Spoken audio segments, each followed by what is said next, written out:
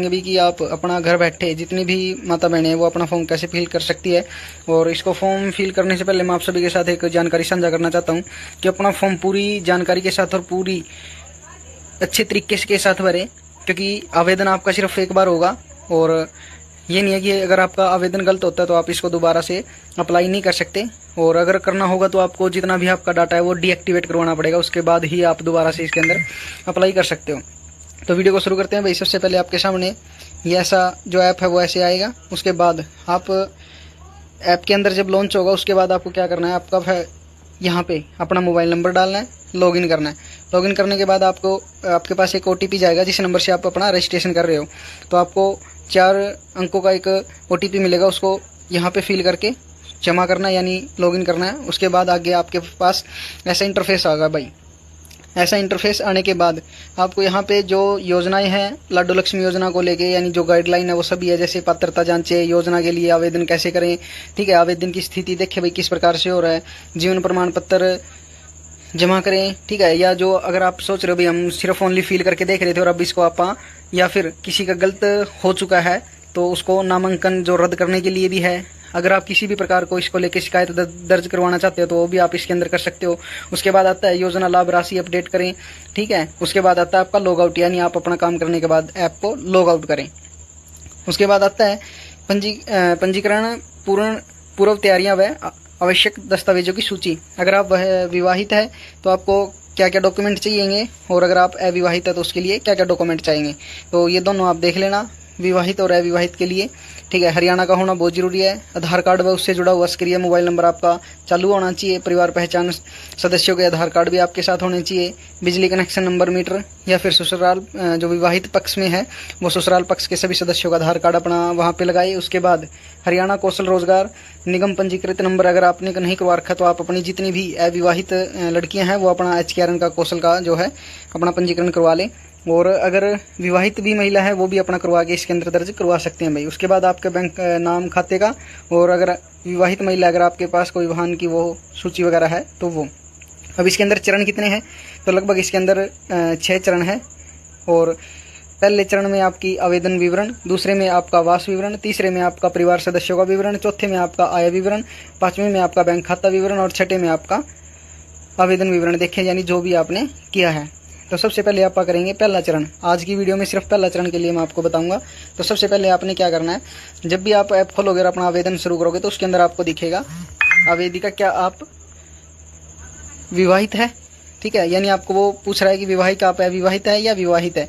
तो अगर आप जिस भी कंडीशन में हो तो आपको वो सेलेक्ट करना है। उसके बाद आपसे पूछेगा कि आप हरियाणा के निवासी है। अगर आप हरियाणा के निवासी है तो हाँ करें, अगर नहीं है तो आप इस योजना के पात्र नहीं हो, तो आपको यहाँ पे हाँ करना है। उसके बाद आप श्रेणी यानी आप कब से, यानी लगभग आपको 15 साल से ऊपर हो चुके हो हरियाणा में रहते हुए, तब आप इस फॉर्म को फिल कर सकते हो। तो अगर आप जन्म से रह रहे हो, ठीक है, तो आप यहाँ पे जन्म से लिखें। और अगर किसी अन्य राज्य से आकर आप हरियाणा में रह रहे हो तो वो यहाँ पे दर्ज करें। या कोई महिला किसी अन्य राज्य से और यहाँ पे विवाहित होकर हरियाणा में रह रही है तो वो अपना वो दर्ज करें भाई। उसके बाद आता है कि आपके पास हरियाणा सरकार द्वारा जारी की गई निवासी प्रमाण पत्र है, यानी जिसको आप हरियाणा डोमिसाइल बोल रहे हैं। अगर किसी अन्य राज्य से महिला है और वो विवाहित होकर अपने हरियाणा में आ रही है तो उसको यहाँ पे हाँ ही करना है और अपने जो निवास प्रमाण पत्र देना है, जो ये लिखा हुआ है HRRC, ठीक है। और यहाँ पे आपके हस्बैंड का देना है, यानी आपके पति का जो हरियाणा रेजिडेंट है वो आप दर्ज करवा सकते हैं, जो किसी अन्य राज्य से महिला है और वह विवाहित होकर अपने हरियाणा में आ चुकी है। उसके बाद आपको क्या करना है, आपको अपना आधार विवरण देखना है, ठीक है। सैंपल के लिए डाले गए हैं भाई, ये कोई किसी के ऑफिशियल नहीं है, ये सिर्फ सैंपल के लिए आपको बताने के लिए डाले गए हैं। तो आपको अपना क्या करना है, आपको यहाँ पे अपना आधार कार्ड नंबर जो है वो इसके अंदर लिखना है। उसके बाद आपको सत्यापित करना है।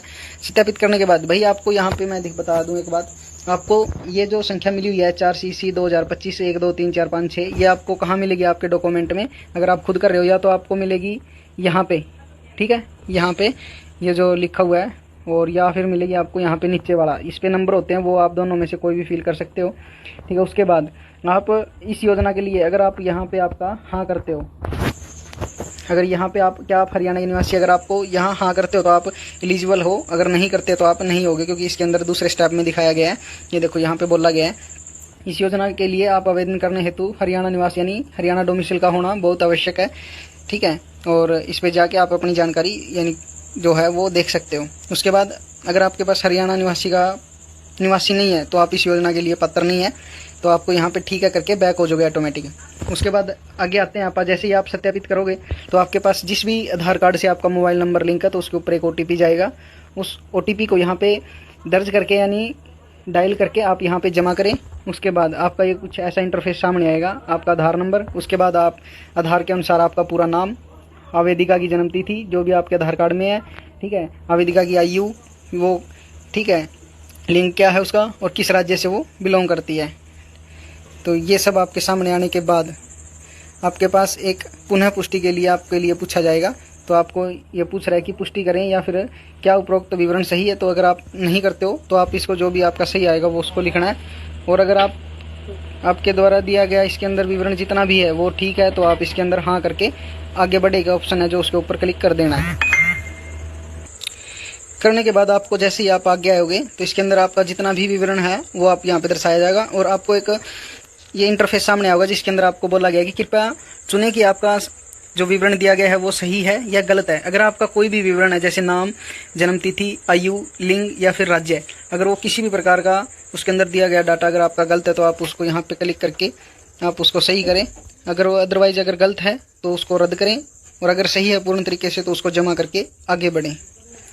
उसके बाद आपके सामने एक ऐसा इंटरफेस आएगा, क्या आपके पास PP यानी परिवार पहचान पत्र पर दिया गया पता आपका वर्तमान पता है। अगर आप जो भी आपकी फैमिली आईडी है जो हरियाणा का एक मेन डॉक्यूमेंट बन चुका है उसके अंदर आपका जितना जो भी एड्रेस दिया हुआ है अगर वो आपका उसी पते पे रह रहे हो तो ठीक है, अदरवाइज आप नहीं करके आगे बढ़े, और अगर सही है तो भी आप हाँ करके आगे बढ़े। उसके बाद अगर आप नहीं करते हो तो नहीं के करने के बाद आपको क्या करना है, जिस भी स्थान पर अब आप रह रहे हो, जैसे अगर आप हरियाणा में रह रहे हो तो आप हरियाणा, अगर किसी अन्य स्टेट में रह रहे हो तो वो लिखें। उसके बाद आप हरियाणा में किस जिला में रह रहे हैं, किस ब्लॉक में रह रहे हैं, किस वार्ड नंबर या किस गाँव में रह रहे हैं, आपका घर का नाम पता क्या है, उसके बाद आपका पिन कोड क्या है, ठीक है। उसके बाद ये सभी जानकारी फिल करने के बाद आपको आगे बढ़ना है। आगे बढ़ने के बाद आपके यहाँ पे पति का आधार कार्ड मांगेगा और पति का नाम यानी क्या है, उसके बाद आपको सत्यापित करना है। यहाँ पे आपको पति का नाम, जन्म तिथि, ठीक है, विवाह की तिथि कि आपका विवाह कब हुआ था, उसके बाद पति का जन्म स्थान किस राज्य में हुआ था, किस जिले में हुआ था, किस शहर में हुआ था और किस वार्ड नंबर या किस गांव में हुआ था।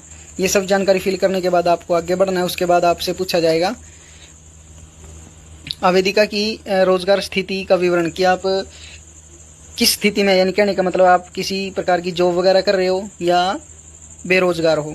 पैसा कि आप किस पेशे में आते हो, जैसे कृषि करते हो, आप मजदूरी करते हो किसी भी प्रकार की, और आपकी आय, जो भी महिलाएं अपना विवरण दे रही है वो एक बात ध्यान से सुने कि आपको अपनी आय अपनी नहीं लिखनी है, आपको जो फैमिली आईडी में आय दर्शाई गई है वो लिखनी है, यानी आपके हस्बैंड की, ठीक है। या कोई लड़की, अविवाहित लड़की इसको फॉर्म फिल कर रही है तो वो अपने पिता की इसके अंदर जितनी भी आय है वो दर्ज करवाएं। उसके बाद आगे बढ़ें। आगे बढ़ने के साथ साथ आज का जो पहला चरण है वो होता है पूरा। नेक्स्ट वीडियो में मैं आपको जरूर बताऊंगा दूसरे चरण में कि आपको आगे क्या क्या फिल करना है। और एक बात विशेष ध्यान रखें कि आप लाडो लक्ष्मी योजना का फॉर्म फिल करते समय एक बात जरूर ध्यान रखें कि आप किसी भी प्रकार की कोई गलती ना करें। मैंने पहले भी वीडियो शुरू करने से पहले बता दिया था, अगर आप किसी भी प्रकार की जानकारी फिल करने से गलती होती है तो आप उसको रद्द करके दोबारा से फिल करें, या फिर अगर नहीं समझ आ रहा है तो अपने नज़दीकी CSC सेंटर पर जाके आप उसको कन्फर्म करें, या फिर आप हमें कॉन्टैक्ट कर सकते हो, ठीक है। किसी भी प्रकार से हम हमारे जो चैनल का लिंक है, टेलीग्राम का लिंक है या इंस्टाग्राम का लिंक है वो हम आपके डिस्क्रिप्शन में देंगे, आप हमसे कॉन्टैक्ट कर सकते हो। ऐसी इन्फॉर्मेटिव वीडियो के लिए हमें फॉलो जरूर करें। मिलते हो नेक्स्ट वीडियो में, तब तक के लिए जय हिंद, जय भारत, जय हरियाणा, राम राम।